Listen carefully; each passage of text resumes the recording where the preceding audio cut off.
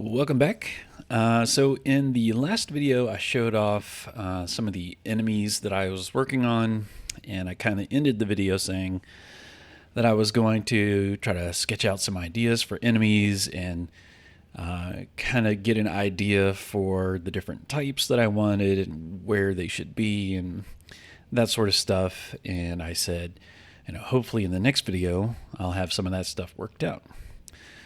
Well, one thing I did do is I did start to literally sketch some ideas for enemies. I had this little notebook, and I was like, why don't I actually write down some ideas instead of just tracking stuff in the in like a spreadsheet or something. And so that was kind of fun. I wrote down the ideas for a couple of things. However, I kind of ran into a little stumbling block before I could actually start trying to implement those things. So because I am constantly searching for Unreal related tutorials and stuff on YouTube, my feed will just pop up recommendations for videos, and I came across one where essentially the title of the video was basically why you shouldn't do that thing that you've totally been doing this whole time. And so I was like, better check that out. And so what I learned was one of the techniques that I learned from a tutorial on YouTube has a lot of implications for performance and memory. And I've since learned, after watching that video and talking on the Unreal subreddit, you want to use the method that tutorial kind of taught me sparingly, and also, there are certain cases where it might be needed, some cases where it may be beneficial, but you can do it in a smart way, and some cases where it just gets really out of hand. So specifically, it was the cast to node. So what the cast to does, that I've since learned, so you have your actor, such as an enemy or your player character, and when you're making blueprints within that actor, you only have access to the things in that actor. So if I want my player to be able to do something that affects another actor, there needs to be some communication between the two. And the way that I had initially learned it was using the cast to node.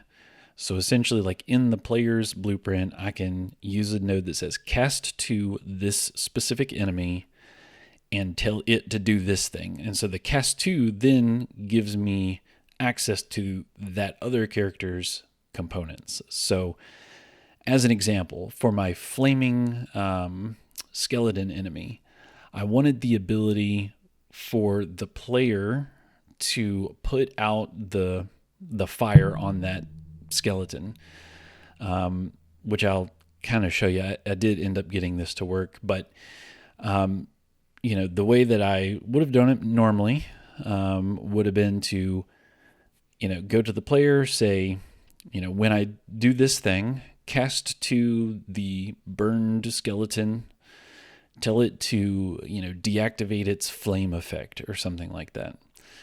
Otherwise, I can't access the flame effect of that character from the player's blueprint. And so I was using those cast tos a lot to communicate between things. But essentially what happens is if my player blueprint uses a cast to this enemy, essentially that brings the enemy their whole, memory chunk of that enemy into my player. So now my player includes all the things it has, plus all the things the enemy has.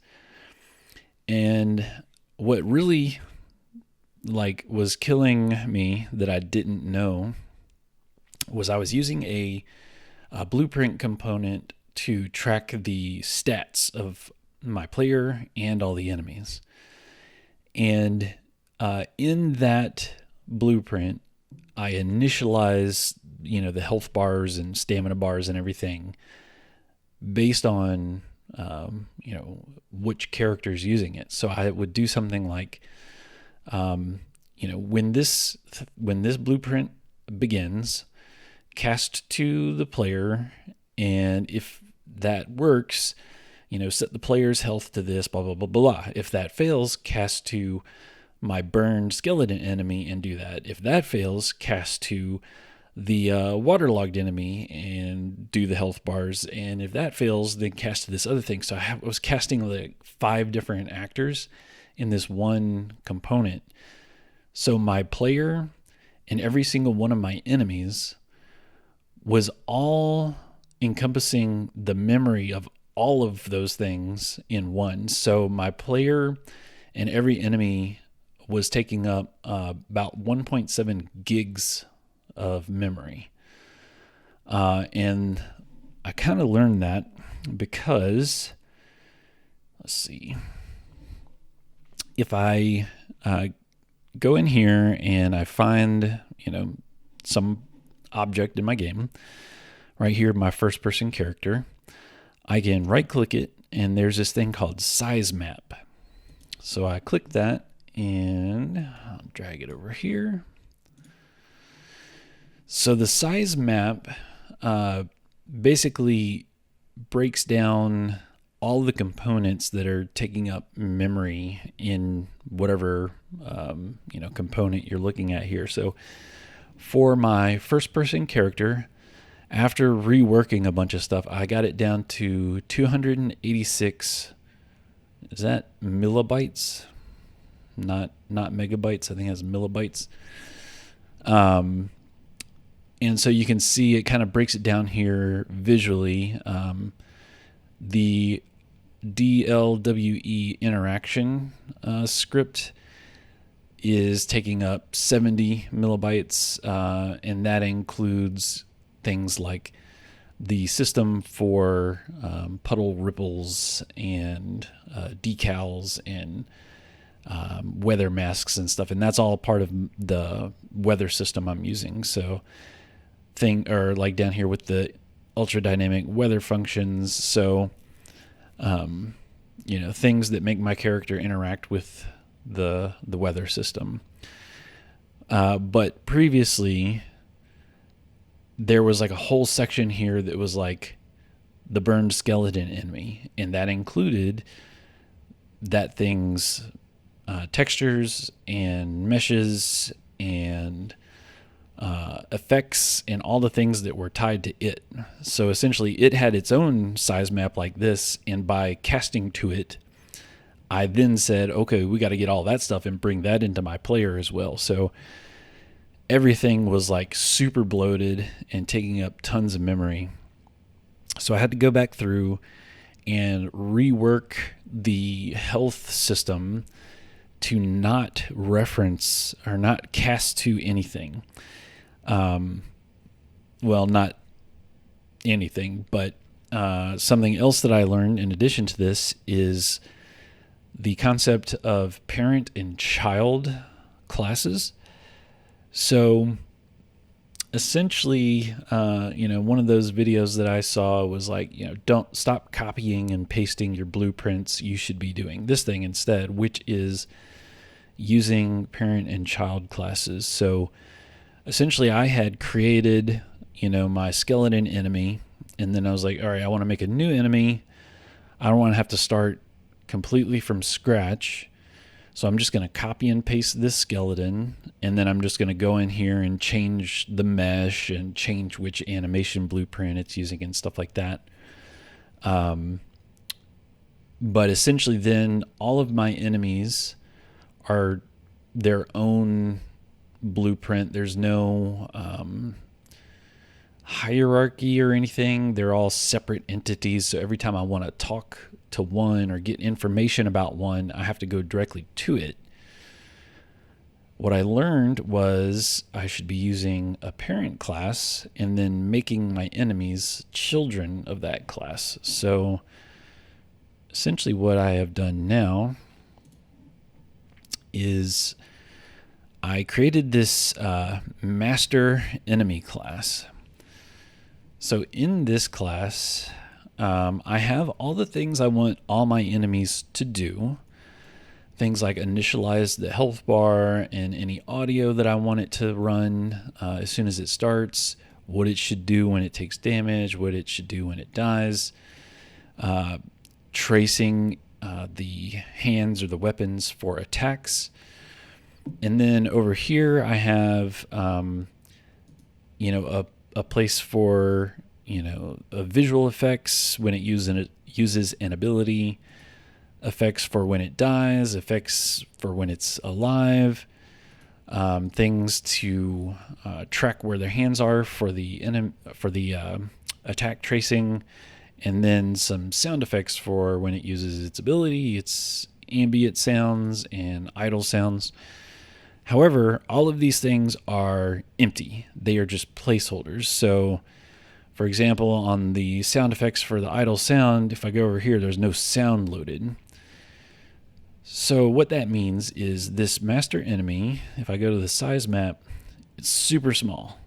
It's very tiny. It has very few things in it because it's not actually pointing to any sound files, any texture files, or anything like that. It's all just essentially code.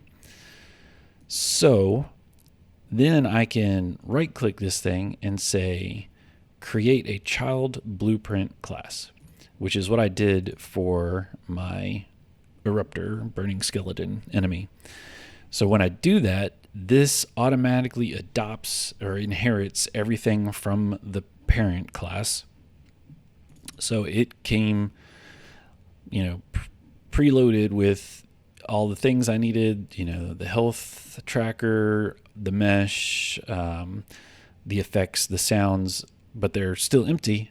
But I go in here now and I can assign specific sounds and effects and things and get it working the way I want it. And I can also, add new things to the blueprint that are specific to this enemy that doesn't necessarily apply to the others.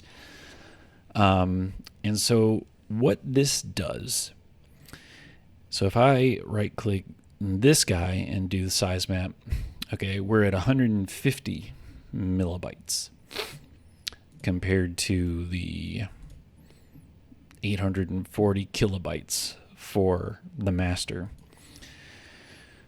So what this means is I can now cast to the enemy master class, and because the Eruptor is a child of it, it will still give me access to the things on the Eruptor without having to cast to it directly. So if I cast to the enemy master, it's only loading in what I say 840 kilobytes of data. So it's like super negligible. See if I go back to where my first person character is. If I go in here and look in the size map, can we find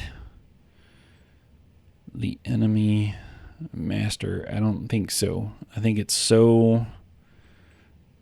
such a small amount of data, it doesn't even show up in this map. So essentially what that means is I had to go through and delete all the enemies that I had already made, and I had to start over from scratch, essentially. So right now, the only enemy that I have is my Eruptor. So that was a very painful process to go through, to kind of learn, a bunch of the stuff that I had already done was done in such a way that I had to start over essentially. But I'm glad that I learned that now before I had really sunk a whole lot of time and effort into these enemies. And of course, there's still some things I'm still learning and figuring out, but I was really just kind of happy to at least get this one enemy kind of back to where it was in terms of how it performs and how it looks and performs and everything, but utilizing much less memory. One other thing that was also adding to the file size of these things was that my database of items, like the swords and shields and things, was using hard references to those items, which I learned through these size maps means it essentially takes all of the meshes and textures and everything for all of those items and also loads them into memory. So in my equipment system that was on my first-person character, essentially I reference the database of equipment. So when I pick up an item, it checks the database to say, which item is this, so it can read in things like the damage or the color of the crystal and that sort of stuff. And so since that was referenced in my player blueprint was also including all of the memory associated with the meshes and textures and everything with those items. So I learned about soft references. So essentially, instead of getting a hard reference to an item that includes all that information, you can get a soft reference, which is basically just telling it which line in the database it should be referencing. And then later you can load in the rest of the information when you need it. So I had to go back in my player and change it so that instead of always having that information loaded, it only loads it once I actually pick it up. So that saved another like 800 millibytes or something like that. But yeah, I had to rework a whole lot of stuff. So I haven't made a lot of progress in terms of content since the last video. But I made a lot of progress in terms of, making things a lot more efficient and, learning better ways to do things. So something that I had to change for the equipment was because the meshes and things weren't automatically loaded in to memory. For the blueprints for the equipment, I actually had to go in and redo those as well and make them parent and child so that essentially I can reference the master gear class to then communicate to the individual children, which would be all of the actual items that you pick up. So I had to add in some new code to actually load in the meshes and things for these items in the world, because it kind of, when I switched away from hard references, it kind of broke all that stuff. But all right, we'll run in here and take a look at this eruptor enemy. So, previously this thing was like took about 3 times as much memory, and I used to have like 3 or 4 of them running around here, so it used to get really choppy. So you can see one thing that I'm still trying to work on with him is the angle of his little attack there. going from a parent to a child class, for some reason I'm not able to manually attach the effect to a certain bone on his skeleton. I have to do it through code, and it's not like the rotation isn't right, it's kind of going backwards. But I don't know if you remember from last time, something I was trying to get him to do that wasn't working was I wanted him to use his ability every 10 seconds regardless of whether he had finished chasing me down or not. And I did get that working. Luckily that was a pretty easy fix. In the behavior tree on the cooldown for his usability task, essentially there was just an option that I had to switch that said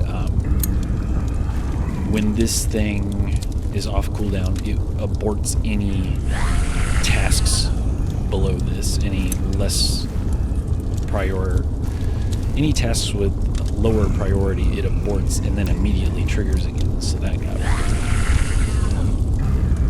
it. So something else I've added is it's probably hard to tell, but there's a certain range around this guy where I am just taking constant fire damage, and really the only thing that's kind of giving that away right now is up in the corner. I have a little string that prints whenever the damage is applied to me. I also have there's a sound effect where I do like a little kind of sound, and also my health is dropping. Not super obvious, I'm sure, on the video, especially with all these other sounds going on. But something that else that I managed to do is I can, because I have the dark blue crystal on, which I'm considering the water crystal, if I shine my light on him, it'll put out his fire, and then I stop taking fire damage from him until it comes back, and then I'll start taking fire damage again. And I can shine my water light on him, put him out again. Ooh, he killed me. And we're gonna crash. Alright, so I guess I did manage to make a little bit of progress in a couple of areas with that one particular enemy anyway. So for next steps, I am going to start trying to recreate some of my other enemies probably, and maybe make some of these other ones that I sketched out. And so we'll see, now that I've kind of got that one enemy kind of up to where I want him, minus a couple of tweaks. It'll be nice to see if I can, make more, children enemies and still have everything perform the way that I expect them to, now that I'm casting to the parent rather than the child, and reducing the memory usage and all that stuff. So yeah, I guess this is part of trying to, figure things out on my own and not taking any formal classes or anything. And these are probably things they would teach you in a formal class, but I'm glad I at least learned it now before I got too deep into the enemies and stuff. Everything else, I don't think I used the casts too much. I'll have to double check some things, like the interactable things like my doors and that sort of stuff, just make sure I didn't use any casts in there that are eating up memory. But yeah, hopefully I have something more flashy to show you next time instead of just a lot of talk about coding and crap. So thanks for hanging out. See you next time.